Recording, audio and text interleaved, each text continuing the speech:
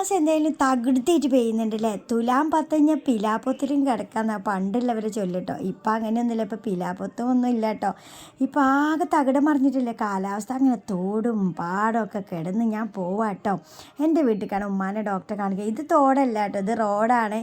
അപ്പോൾ ഇതൊരു തോണി അക്കരയ്ക്ക് ഇക്കരയ്ക്കും കൊണ്ടുപോകാണ്ടെങ്കിൽ നല്ല പൈസ ഉണ്ടാവും കേട്ടോ. അവിടുന്ന് അത്രയ്ക്ക് വെള്ളമുണ്ട്. അപ്പോൾ ദേ ഞങ്ങൾ റോഡിലെത്തി. ഒത്തിരി നടക്കാനുണ്ട് കേട്ടോ. ഇവിടുന്ന് എൻ്റെ പഠിച്ചോനെ കയ്യും കാലും കാണിച്ചിട്ടൊന്നും ഒരു വണ്ടി നിർത്തുന്നില്ല കേട്ടോ. നല്ല സ്പെഷ്യലായിട്ട് പോകുക. ഇവിടെ ബസ്സായാലും വണ്ടിയിലേറെ ഇറക്കാണ്. അപ്പോൾ ദേ കയ്യും കാലും കാണിച്ചൊരു ഒരു ഓട്ടോ നിർത്തി കേട്ടോ. അപ്പോൾ ദേ ആലുവ മണപ്പുറത്ത് കണ്ട പരിചയമില്ലാത്ത ഒരു ചെക്കനെയും കിട്ടി. അങ്ങനെ ഞങ്ങൾ രണ്ടുപേരും കൈ കാണിച്ചുകൊണ്ട് നിർത്തി. അങ്ങനെ ബസ്സിൽ നല്ല അടിപൊളി സോങ്ങൊക്കെ ഉണ്ട് കേട്ടോ. അപ്പോൾ ദേ ഇങ്ങനെ പോയാൽ നമ്മളെക്കാളും നായികളാവില്ലേ ഈ തെരുവിൽ.